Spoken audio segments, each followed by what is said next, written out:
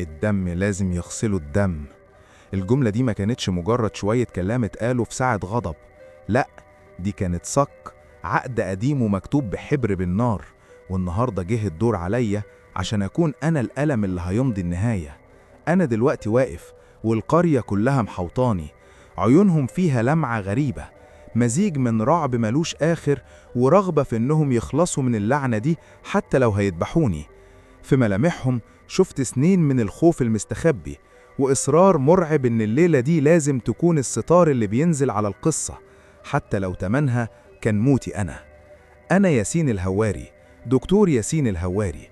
من كام شهر بس كانت حياتي كلها في الإسكندرية، بين الكتب والمنطق والمعادلات. كنت بقعد أضحك واتريق على قصص الجدات عن البيوت المسكونة واللعنات اللي بتمشي في الضلمة. النهاردة أنا واقف في قلب الأسطورة نفسها، أسطورة حية بتتنفس وليها ريحة وجعانة قوي، وأنا خلاص بقيت اللقمة اللي هتسد جوعها. محدش من بتوع الوزارة قال لي إن تكليفي في حتة مقطوعة زي نجع الصقر هيكون نهايته كده. محدش حذرني إن الصقور اللي مغطية سما النجع ده مش مجرد طيور، دي جواسيس، عيون بتراقب كل نفس، وحراس على سر مدفون من سنين. ومحدش قال لي إن الكابوس اللي بيطارد أهل القرية كلهم كل ليلة هو في الحقيقة مش حلم، دي ذاكرة حية لجريمة بشعة حصلت هنا، وأنا جيت من غير ما أعرف عشان أكون الطرف الأخير في المعادلة دي. القصة دي يا جماعة مش عن الطب ولا عن خناقة بين العلم والخرافة، القصة دي عن الصرخة اللي بتطلع من تحت الأرض، وعن الأسماء اللي الأماكن محلفاش تنساها. القصة دي عن اللحظة اللي تكتشف فيها إن كل اللي كنت فاكره عن نفسك وعن أصلك وعيلتك كان مجرد كذبة كبيرة، وإن الحقيقة اللي مستنياك في آخر السكة أوحش وأبشع مليون مرة من أي كابوس ممكن عقلك يتخيله. أنا اسمي ياسين، ياسين كمال الهواري. 28 سنة قضيتهم كلهم بذاكر وبمتحن وبشتغل في المستشفيات. كان حلمي من صغري أكون دكتور شاطر، بس مش عشان الفلوس، كنت عايز أحس بجد إني بغير حاجة في الدنيا. لما خلصت سنة الامتياز كان قدامي سكتين، يا إما استغل الواسطة واروح مستشفى شيك في سموحة وأقضيها تكييفات، يا إما أرمي نفسي في تكليف الأقاليم. وبما إني كنت شاب مثالي زيادة عن اللزوم اخترت السكة الصعبة. قلت لنفسي هي دي الرسالة يا ياسين، روح للناس اللي محدش بيسأل فيهم. يا ريتني ما قلت، ويا ريتني ما اخترت. جواب التكليف جه والاسم اللي كان فيه خلاني أحس ببرودة في جسمي. الوحدة الصحية بقرية نجع الصقر، محافظة مطروح. فتحت الخريطة وحسيت إن الاسم ده لوحده كفيل ينهي أي أمل. قرية منسية في حضن الرمل، بعيدة عن أي مظهر من مظاهر الحياة بساعات. أصحابي قالوا لي أنت اتجننت، وأبويا بصلي ببصة حسسني إني ضيعت تعبه في تربيتي. بس أنا ركبت دماغي، قلت هي سنة وتعدي وهي تجربة.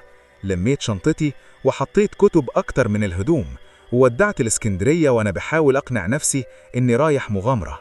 وصلت نجع الصقر بعد رحلة خلتني أحس إني رجعت بالزمن 100 سنة لورا. أول حاجة خبطت في عيني وأنا داخل القرية ما كانتش البيوت، كانت الصقور، أسراب بنية غامقة مغطية الشمس، بتلف في دواير فوق النجع كأنها بترسم حدود لسجن كبير. صوت صياحها الحاد كان هو الصوت الوحيد اللي بيقطع الصمت القاتل للصحراء. البيوت كانت طين وواطية، والناس بتبصلي ببصة غريبة كأنهم شايفين كائن فضائي. الهدوء هناك ما كانش يريح، كان يقبض القلب. الوحدة الصحية كانت خرابة، مبنى قديم مقشر والتراب مغطي كل حتة فيه. استقبلني الممرض عم عبد التواب، راجل ملامحه مطفية وحزينة، كأن هموم الدنيا كلها محطوطة فوق كتافه. نورت النجع يا دكتور، قالها بنبرة واطية كأنه بيعزيني في نفسي. قضيت أول كام يوم بحاول أتأقلم، الشغل كان تافه، شوية مغص، برد، جروح بسيطة. بس الغريق كان الناس، وشوشهم ممسوحة، عيونهم فيها تعب مش طبيعي، بيمشوا في الشوارع زي اللي بيمشي وهو نايم. كنت بحاول أدردش معاهم، أفهم أي حاجة، بس الردود دايما مقطوعة وناقصة، كأن في سر هم متفقين يخبوه عن أي حد غريب. الخيط بدأ يبان في الأسبوع التاني. دخلت عليا ست وشها أصفر زي الليمونة وعينيها حمرة من قلة النوم. قالت لي وصوتها بيرتعش الحقني يا دكتور، الكابوس هياكل عقلي. قلت في بالي دي حالة نفسية أو اكتئاب، وسألتها بهدوء كابوس إيه يا ست الكل؟ بتحلمي بإيه؟ ردت وهي بترتعش هو كل ليلة بحلم إن في بير غويط وضلمة، بحاول أطلع بس إيدي بتتزحلق، وبسمع صريخ ناس تحت المية، وبحس بحاجة ساقعة ولزجة بتشدني لتحت. الصقور واقفة على الحافة فوق بتتفرج عليا وأنا بغرق. جسمي أشعل للحظة، كتبت لها مهدئ وقلت لها ده مجرد إرهاق. بس تاني يوم جالي راجل فلاح وحكالي نفس الحلم بالظبط، نفس البير، نفس الصريخ، نفس الحاجة اللزجة ونفس الصقور. الموضوع ما بقاش صدفة، ده بقى وباء. خلال شهر جالي أكتر من 20 واحد من كل الأعمار، وكلهم بيحكوا نفس التفاصيل كأنهم بيقروا من كتاب واحد. بقيت مشهور في النجع بدكتور الكوابيس. لما سألت عم عبد التواب بصلي ببصة غريبة وقال: دي طريبة الاسم يا دكتور، الصقور دي مش طيور، دي حراس على سر قديم مدفون في الأرض دي. الناس هنا عايشة مع الحلم ده من سنين وتعودنا. قلت له بعصبية: لعنة ايه يا عم عبد التواب، احنا في القرن 21، اكيد في سبب علمي، تسمم في المية، غازات، اي حاجة. هز راسه بيأس وقال: الدكاترة اللي قبلك قالوا كده، وفي الاخر هربوا زي الصقور الغريبة وسابونا لصقور ارضنا. كلامه استفزني جدا، وقررت ان مش همشي قبل ما اعرف ايه حكاية البير ده. وفي ليلة وانا قاعد في الاستراحة سمعت خبط خفيف على الباب. فتحت لقيت طفلة صغيرة يمكن عندها 8 سنين، عيونها كانت مرعوبة بشكل يقطع القلب، ولابسة هدوم مقطعة. قالت لي وصوتها يدوب طالع: أنا كمان بحلم بيه يا دكتور. قلبي وجعني عليها، وسألتها: ومين اللي جابك هنا في الضلمة دي لوحدك؟ شاورت لي بإيديها وراها على الطريق الضلمة، وقالت جملة خلت الدم يتجمد في عروقي: هو اللي جابني، الصقر الكبير اللي بيتكلم. جملة البنت الصغيرة نزلت على وداني زي طلقة رصاص في عز السكوت. الصقر الكبير اللي بيتكلم. للحظة عقلي الطبي وقف ورفضت أصدق أي كلمة. قلت لنفسي دي طفلة، وأكيد من كتر الرعب والقصص اللي بتسمعها بقت بتهلوس. نزلت على ركبي عشان أبقى في مستواها ومسكت إيديها. يا ساتر، كانت متلجة كأنها طالعة من فريزر. صقر إيه يا حبيبتي اللي بيتكلم؟ مفيش طيور بتتكلم. حاولت أهديها وصوتي كان بيترعش غصب عني. فجر هزت راسها بقوة وعينيها لسه متثبتة على الضلمة اللي ورايا. لا، بيتكلم، هو اللي بعتني ليك. قال لي الدكتور الجديد لازم يفهم، قال لي اسألك انت هتساعدنا نطلعهم؟ سألتها وقلبي وجعني. أطلع مين يا فجر؟ ردت ببرود رعبني: الناس اللي تحت، اللي في البير. وقبل ما انطق بكلمة شق الضلمة صوت ست بتزعق بهستيريا: يا فجر، انت فين يا فجر؟ البنت اتنفضت من مكانها كأن مسها كهرباء، وبصت لي بصة أخيرة مليانة رجاء يقطع القلب، وجريت تاهت في الضلمة ناحية الصوت. فضلت واقف مكاني مشلول. صقر بيتكلم وناس محبوسة تحت الأرض. الحكاية ما بقتش مجرد كوابيس، دي بقت مصيبة سودة أكبر من خيالي. تاني يوم الصبح ما كانش في عقلي غير البنت اللي اسمها فجر دي. قررت إني لازم أوصل لها بأي تمن. سألت عم عبد التواب عنها، وأول ما نطقت اسمها وشه اتخطف وبقى لونه زي الكفن. فجر بنت مسعود؟ مالها يا دكتور؟ سألني بقلق واضح. جات لي بالليل وكانت مرعوبة وبتقول كلام ملوش معنى عن الكابوس. عم عبد التواب بلع ريدة بصعوبة وقال: ابعد عن البنت دي يا ابني، وابعد عن أبوها. مسعود ده راجل جبار وما بيحبش حد يحط مناخيره في بيته، والناس هنا بتقول إن البنت ملبوسة. صرخت فيه بضيق: ملبوسة إيه يا عم عبد التواب؟ دي عيلة صغيرة ومحتاجة دكتور يفهم مالها. بصلي بأسى وقال: نصيحة لوجه الله، سيبك من الموضوع ده. النجع ده عامل زي الرمل المتحرك، كل ما تحاول تطلع منه بيشدك لتحت أكتر. كلامه بقى بدل ما يخوفني خلاني أصمم أكتر. سألت الناس عن بيت مسعود، وشاورولي على بيت طين بعيد في آخر القرية كأنه مطرود من وسط البيوت. رحت هناك، وكل ما قرب صياح الصقور يزيد ويخبط في وداني كأنه بيطردني. خبطت على الباب وفتح لي راجل ضخم ملامحه أسيم وعينيه فيها غضب غريب. ده كان مسعود. عايز ايه؟ قالها بحدة. أنا دكتور ياسين، جيت أطمن على فجر. عينيه ضيقت وبصلي بشك. بنتي ما فيهاش حاجة ومحناش عايزين دكاترة. وجه يقفل الباب بس أنا حشرت إيدي بسرعة. أنا آسف، بس هي جات لي امبارح وكانت في حالة صعبة، أنا بس عايز أساعدها. لمحت فجل واقفة ورا أبوها بتبصلي بنفس نظرة الاستنجاد. مسعود خد باله فزق الباب بقوة وهو بيزعق: مساعدتك خليها لنفسك وابعد عننا أحسن لك. الباب اتلطش في وشي ورجعت الوحدة وأنا شايط من الغضب. حسيت إن الناس هنا مستسلمة للي بيحصل لها. قلت خلاص، لو الناس مش هتتكلم يبقى المكان هو اللي هيتكلم. قررت أبدأ بالتحليل العلمي. أول حاجة كانت مية الشرب. النجع كله بيشرب من طلمبة قديمة في ساحة بيقولوا عليها ساحة البير، مع إن مفيش أي أثر لأي بير هناك. أخدت عينة في إزازة وكنت لازم أوديها معمل في المدينة اللي بعيدة عننا 4 ساعات. استأذنت عم عبد التواب إني هغيب يوم وطلبت منه يشوف لي أي وسيلة مواصلات. قال لي بقلق: محدش بيخرج من النجع بالليل يا دكتور، استنى للصبح. ما كانش عندي صبر، فضلت أدور لحد ما لقيت سواق عربية نص نقل قديمة اسمه عم جابر. وافق يوصلني واتحركنا مع غروب الشمس. وأنا قاعد جنبه حسيت لأول مرة إني بتنفس، إني هربت من خنقة الصقور دي. بعد ساعة في قلب الضلمة والصحراء، عم جابر بصلي وسألني: ناوي تقعد كتير في النجع ده يا دكتور؟ والله لو حليت لغز الكوابيس دي ممكن أقعد. عم جابر ضحك ضحكة مكتومة تخوف: لغز إيه؟ ده تاريخ مكتوب بالدم. انت فاكر القرية دي اسمها نجع الصقر ليه؟ قلت له: أكيد عشان الصقور اللي مالية الجو. هز راسه وقال: لا، الصقور دي جت بعد المصيبة. زمان كان اسمها نجع الأرامل. الأرامل؟ ليه؟ لأن من سنين وفي ليلة واحدة كل رجالة النجع ماتوا، محدش عرف ازاي. الستات صحيوا لقوا نفسهم أرامل في ليلة واحدة، ومن يومها والصقور سكنت النجع والكوابيس بدأت. جسمي كله اتخشب. ماتوا ازاي وايه حكاية البير ده؟ عم جابر بص قدامه وقال بصوت خالي من أي روح: محدش عرف، بس كلهم لقوهم ميتين حوالين البير القديم، البير اللي القرية ردمته وبنت فوقيه الساحة عشان ينسوا المسألة. بيقولوا إنهم سمعوا صوت بينادي عليهم من جوه البير، فخرجوا كلهم يشوفوا فيه إيه ومحدش رجع. وقبل ما استوعب كلامه العربية فرملت فجأة لدرجة إن اتخبطت في الطابلوه. بصيت لعم جابر لقيته وشه أصفر زي الليمونة وعينه مبرقة على الطريق. في نص السكة كان واقف خيال أسود طويل، شكل إنسان بس ملامحه ممسوحة، وحواليه آلاف الصقور بتلف في صمت مرعب.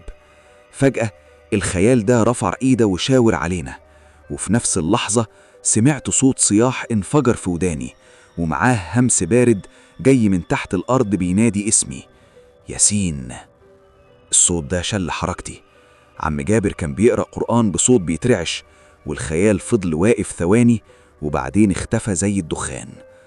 امشي امشي يا عم جابر، صرخت فيه.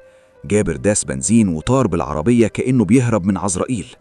وصلنا المدينة، سبت العينة في المعمل وقررت أبات في اللوكان ده عشان مش قادر أرجع في نفس الليلة. تاني يوم الصبح رجعت مع عم جابر، وطول الطريق ما كانش راضي يفتح بقه بكلمة. أول ما وصلت الوحدة لقيت عم عبد التواب وشه بيفول بالشر: حمد لله على السلامة يا دكتور، فجر بنت مسعود اختفت من امبارح. الخبر وقع عليا كأنه جبل. اختفت ازاي؟ بيقولوا تاهت في الصحراء، وناس بتقول إن البير خدها. ما قدرتش أقعد، خرجت أجري في الشوارع لحد ما وصلت لساحة البير. وقفت في النص والبيوت بتبصلي بسكات. وطيت على الأرض وبدأت أحفر في التراب بإيديا من غير وعي، وفجأة إيديا خبطت في حاجة معدن. طلعتها، كانت سلسلة فضة قديمة في آخرها ميدالية على شكل صقر. قلبتها وشفت الاسم المحفور عليها. الاسم كان عثمان الهواري، والتاريخ كان 1955. الهواري نفس اسم عيلتي بالحرف. في اللحظة دي حسيت بدوار رهيب، كأن الأرض بتلف بيا والساحة كلها بتهتز. مين عثمان الهواري ده؟ وإيه اللي جاب سلسلته مدفونة هنا في قلب نجع الصقر وتحت تراب الساحة بالبير بالظبط؟ هل دي مجرد صدفة؟ ولا أنا جيت النجع ده لسبب تالت خالص، سبب أقدم وأعمق بكتير من مجرد ورقة تكليف جات لي من الوزارة؟ مسكت السلسلة وحسيت ببرودة غريبة بتمشي في عروقي، وفجأة سمعت صوت همس تاني في ودني، بس المرة دي كان واضح لدرجة تخوف. صوت طفلة صغيرة بتعيط وبتقول: تحت الطلمبة، ساعدني يا دكتور. صوت فجر كان قريب مني قوي لدرجة إني اتلفت حواليا وأنا متأكد إني هلاقيها واقفة ورايا، بس الساحة كانت فاضية تماما، مفيش غيري أنا والشمس اللي بتحرق وصوت صياح الصقور اللي جاي من بعيد. تحت الطلمبة. الجملة فضلت ترن في دماغي، هل دي هلوسة تانية ولا دي رسالة بجد من البنت؟ عقلي كان في خناقة مميتة بين العلم اللي درسته والواقع المرعب اللي أنا فيه. بصيت على الطلمبة الحبشية القديمة اللي في نص الساحة، عمود حديد مصدي حواليه شوية طين مبلول. إزاي ممكن حد يكون تحت الطلمبة؟ الفكرة جنان، بس بعد السلسلة دي ما بقتش مستبعد أي حاجة، لازم يكون في رابط. رجعت الوحدة بجري والسلسلة في جيبي خبتها عن عيون الناس. دخلت لقيت عم عبد التواب قاعد بيشرب شاي في صمت كالعادة. قررت أواجهه، الراجل ده مخبي أكتر بكتير مما بيقول. حطيت السلسلة قدامه على الترابيزة وقلت له بجمود، إيه دي يا عم عبد التواب؟ أول ما شاف الميدالية اللي على شكل صقر عينيه وسعت وبصلي بذهول وهمس. لقيت دي فين؟ لقيتها مدفونة في الساحة ومحفور عليها اسم عثمان الهواري، نفس اسم عيلتي. مين ده؟ وإيه حكايته؟ عم عبد التواب فضل باصص للسلسلة دقيقة كاملة كأنه شايف عفريت، وبعدين بص في الأرض وقال وصوته بيقطع، عثمان ده كان الدكتور اللي قبلي وقبل اللي قبلي، الدكتور اللي جه النجع ده من أكتر من 50 سنة، في نفس السنة اللي حصلت فيها الحادثة الكبيرة. قلبي دق بجنون، حادثة موت كل رجالة النجع. هز راسه وقال، أيوة، بيقولوا إنه كان دكتور شاطر وطموح زيك كده، وكان أول واحد يحاول يحل سر الكوابيس اللي كانت لسه بادئة وقتها. فضل يسأل ويدور أكتر من اللازم. وبعدين إيه اللي حصل له؟ اختفى، قالها ببطء رهيب. في نفس الليلة اللي مات فيها الرجالة، دكتور عثمان فص ملح وداب. ناس قالت هرب لما شاف اللي حصل، وناس قالت إنه نزل البير ومطلعش. سلسلته دي كانت الحاجة الوحيدة اللي فضلت منه، ومراته فضلت تدور عليه زي المجنونة، وفي الآخر سابت النجع ومشيت. مراته كان متجوز؟ أيوة، وكان عندها طفل صغير، ولد اسمه. عم عبد التواب سكت وبصلي بتردد وخوف. كملت أنا الجملة والدم بيتجمد في عروقي. اسمه كمال عثمان، أبويا. عم عبد التواب غمض عينيه وهز راسه. الدنيا لفت بيا، أنا مش مجرد دكتور جه هنا بالصدفة، أنا حفيد الدكتور اللي اختفى. أبويا اتولد هنا، وكل السنين دي كان مخبي عني أصلنا وموت جدي، عشان كده كان رافض إني آجي هنا. ما كانش خايف عليا من قرية مقطوعة، كان خايف عليا من تاريخنا المدفون. دلوقتي كل حاجة شفتها بقت واضحة، الكوابيس، البير، الصقور، الطيف اللي شفته، كل ده ما كانش الدكتور ياسين، ده كان لحفيد عثمان. اللعنة بتناديني بالاسم. وصوت فجر تحت الطلمبة. الجملة دي بقت خريطة. قمت وقفت وقلت لعم عبد التواب بحسم، هات فاس وكوريك وهات كام راجل بتثق فيهم، هنحفر عند الطلمبة. عم عبد التواب بصلي كأني اتجننت. نحفر فين؟ دي ساحة النجع، ومسعود لو شافنا بننبش الأرض اللي بنته اختفت عندها هيدفننا مكانها. فجر هي اللي قالت لي إنها تحت الطلمبة، لو في أمل واحد نلاقيها عايشة يبقى لازم نحفر، ولو كلامك صح والبير مردوم تحت الساحة يبقى الحفر هو الطريق الوحيد للحقيقة. إصرار الغريب هز عم عبد التواب. يمكن شاف فيا جدي. قال لي محدش من النجع هيرضى يساعدك، كلهم بيخافوا من اللعنة، مفيش غيري أنا وإنت وعم جابر السواق قلبه ميت. هنستنى نص الليل ونروح، بس لو حصل حاجة كل واحد مسؤول عن روحه. وفعلا بعد نص الليل اتقابلنا في الساحة. المكان كان ضلمة تقيلة والريح بتصفر، الصقور ما كانتش موجودة كأنها بتدينا فرصة. بدأنا نحفر، بنشيل طبقة التراب وبعدها الطين. كل ضربة فاس كانت بتعمل صوت بيرعبني، وكنا بنبص حوالينا كل شوية خايفين مسعود يظهر أو الطيف الأسود يرجع تاني. بعد ساعة فاس عم جابر خبط في حاجة صلبة. خشب يا دكتور. نزلنا كلنا على ركبنا وبدأنا نشيل التراب بإيدينا. ظهرت ألواح خشب ضخمة وقديمة محطوطة بالعرض، ده كان الغطاء اللي ردموا بيه البير.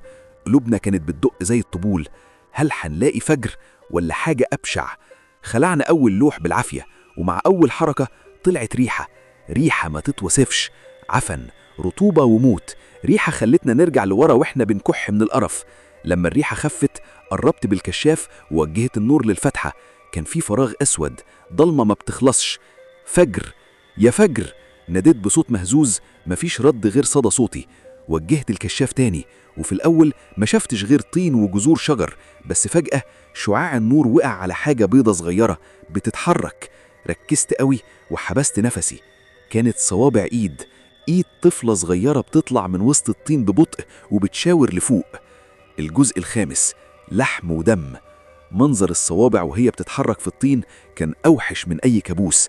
عم عبد التواب وجابر شهقوا، واللحظة اتجمدنا من الرعب. هل دي فجر؟ لسه عايشة؟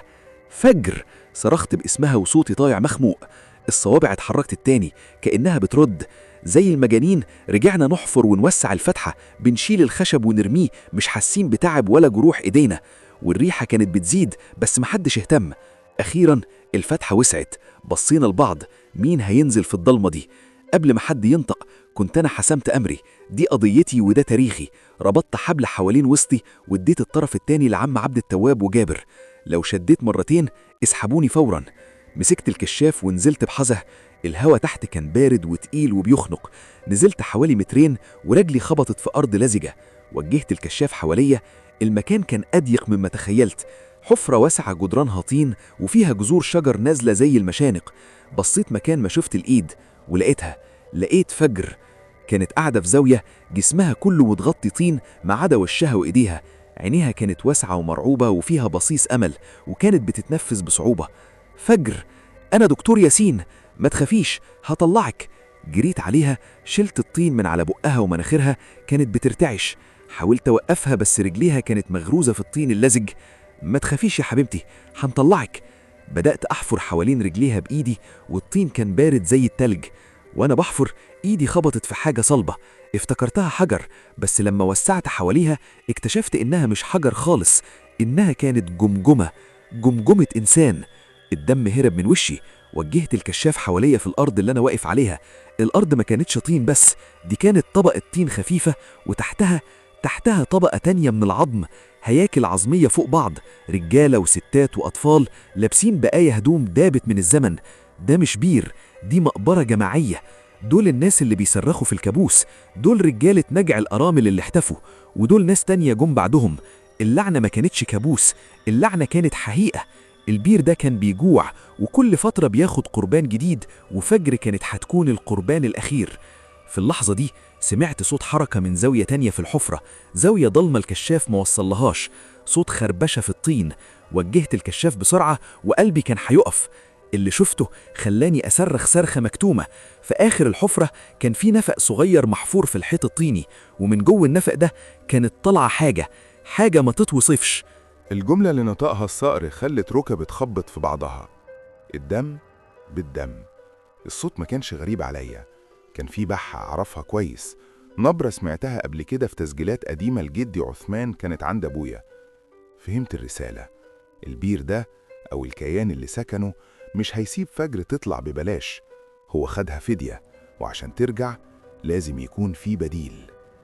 في اللحظة دي الساحة اتقلبت لسرادق نار، كشافات ومشاعل ورجالة جاية بأسلحتها وفؤوسها، وعلى راسهم مسعود اللي كان وشه عبارة عن كتلة غضب وشطان. أول ما شاف الحفرة صرخ فيا بجنون: قتلتوها! كنتوا بتدفنوا بنتي يا كفرة! ورفع الفاس وكان هيفتك بيا، بس عم عبد التواب وقف في النص وصرخ فيه: بنتك لسه فيها الروح يا مسعود، البنت تحت. مسعود وقف مكانه مذهول، بص للحفرة ونادى بأعلى صوته: فجر! وجه الرد صرخة مكتومة من تحت خلت الكل يتجمد. قلت لهم وانا بنهج: بنتكم تحت مع الوحش اللي بياكل عيالكم وبيسرق أحلامكم من سنين، الوحش اللي كنتوا بترموله قرابين وتخافوا تنطقوا اسمه. الناس بدأت تتهامس برعب، والصقر نطق تاني بصوت بشري: التمن لازم يدفع. الكل بصلي، نظراتهم كانت بتقول إن أنا الغريب اللي فتح الباب، يبقى أنا اللي لازم أكون القربان. بلعت ريقي وقلت لعم عبد التواب وجابر: نزلوني تاني، ومش هتسحبوني غير لما أشد الحبل 3 مرات، دي معركتي ولازم أكمل اللي بدأه جدي عثمان الهواري. نزلت الجحيم للمرة التانية، بس المرة دي وأنا مستعد. الكائن كان واقف في ركنه المرعب وفجر منكمشة على نفسها. قلت لها بهمس: أول ما الوحش يبعد عنك اجري على الحبل والناس فوق هيشدوكي، فاهمة؟ بدأت أقرب من الكائن، ريحته كانت تموت، وشكله الهزيل بجلده الأبيض وعينيه السودة كان يخلع القلب. ناديت عليه: أنا هو، أنا الدم الجديد اللي انت عايزه، سيب البنت وخدني. الوحش زحف ناحيتي ورفع إيده اللي فيها ضوافر زي المخالب. كنت مستعد للموت، بس فجأة وقف. عينه جت على السلسلة اللي في إيدي وفضل باصص للميدالية بتركيز غريب، وفجأة نطق بصوت متقطع ومحشرج: هواري. اتصدمت. الوحش ده يعرف اسمي؟ سألته وصوتي بيرتعش: انت مين؟ رفع ايده وشاور على نفسه وبعدين على السلسلة وقال كلمة واحدة هزت كياني: عثمان. الدنيا دارت بيا. الكائن ده هو جدي عثمان الهواري. منزلش البير ومات، هو نزل وتحول. فضل عايش في الضلمة 50 سنة، بيتغذى على أي حاجة تقع تحت إيده لحد ما ملامحه وإنسانيته ضاعت. الكوابيس ما كانتش لعنة، دي كانت رسائل استغاثة منه للعالم اللي فوق. والطيف الأسود اللي شفته كان هو بيخرج يحاول يوصل لأي حد. والصقور ما كانتش حراس، دي كانت الونيس الوحيد ليه في وحدته القاتلة. بصيت في عينيه السودة، ما شفتش وحش، شفت جد مكسور ووحيد. قلت له بوجع: جدي. كأنه فهم، بص الفجر وبعدين هز راسه ببطء كأنه بيقول لي خدها وامشي. جريت على البنت وشلتها وصرخت: اسحبوا الحبل. وانا طالع شفته وهو بيرجع يزحف لضلمته الأبدية جوه النفق. فجر جديد. أول ما طلعنا مسعود خد بنته والقرية كلها سكتت سكتة القبور. الحقيقة كانت أتقل من إن حد يستوعبها. فضلت أنا وعبد التواب وجابر. عبد التواب قال لازم نردم الحفرة، بس أنا رفضت، مش هندفن الحقيقة تاني. قضيت الليلة بفحص فجر، كانت كويسة جسديا بس محتاجة وقت عشان روحها تطيب. وتاني يوم الصبح تحليل المية كشف المستور. المية كان فيها نوع نادر من الفطريات بتطلع في الضلمة وبتسبب هلاوس بصرية وسمعية حادة وكوابيس مستمرة. أهل النجع ما كانوش ملعونين، كانوا بيتسموا ببطء من مية البير. وجدي لما نزل من 50 سنة اتعرض لجرعة مركزة من السم ده مع العزلة فتحول للحالة دي. جمعت الناس وشرحت لهم كل حاجة بالمنطق وفهموا إن البير هو العدو. اتفقنا إننا مش هنبلغ الحكومة عشان النجع ما تتحولش لمسرح جريمة، وحلينا الموضوع بينا. الرجالة اشتغلت وحفرنا بير جديد ميته جوعي جيدة وميته نظيفة، وردمنا الطلمبة القديمة للأبد. أما الساحة فحولناها لنصب مدكري وكتبنا أسماء كل اللي ضاعوا، وكان أولهم الدكتور عثمان الهواري. قبل ما سافر نزلت الحفرة لآخر مرة ورميت أكل وشرب نظيف وحبل طويل. كانت دي طريقتي في الوداع. يوم سفري أهل النجع كلهم ودعوني بدموع ونظرات فيها أمل. الصقور ما كانتش موجودة، كأن مأموريتها انتهت. رجعت اسكندرية وقابلت أبويا وحكيت له الحقيقة، والأول مرة شفت دموع الراجل اللي كان مخبي ورا ظهره سنين من الوجع. لكن الحقيقة اللي اكتشفتها في القاهرة كانت أبشع بكتير. بعد ما رجعت بأسبوع فتحت شنطة جدي القديمة اللي كانت في مخزن بيت أبويا ولقيت مذكراته الحقيقية. قريت أول صفحة وجسمي اتجمد. جدي ما كانش ضحية للفطريات ولا للوحدة. جدي كتب بخط إيده: السم مش في المية، السم في جيناتنا إحنا. عيلة الهواري ما بيكبروش، عيلة الهواري بيتحولوا، والبير هو المكان الوحيد اللي بيقدر يحتوي بشاعتنا لما الوقت يجي. بصيت في عينيه السودة ولمحت أول ريشة سودة خشنة بتطلع من تحت جلدي عند رقبتي، وسمعت صوت صياح صقر مكتوم طالع من جوه صدري أنا. فجأة موبايلي رن، كان عم عبد التواب من النجع، وصوته كان ميت من الرعب: الحق يا دكتور ياسين، احنا ردمنا البير بس الأرض انشقت لوحدها والناس بدأت وشوشها تتمسح، والريشة اللي شفتها في رقبتك النجع كله دلوقتي متغطي بالريش. في اللحظة دي الغرفة ضلمت تماما، وحسيت بضوافري بتطول وبتتحول لمخالب، وعرفت إن شكرا اللي كنت بسمعها في منامي ما كانتش امتنان، دي كانت نداء جدي ليا عشان أرجع وأقود السرب الجديد. النهاية.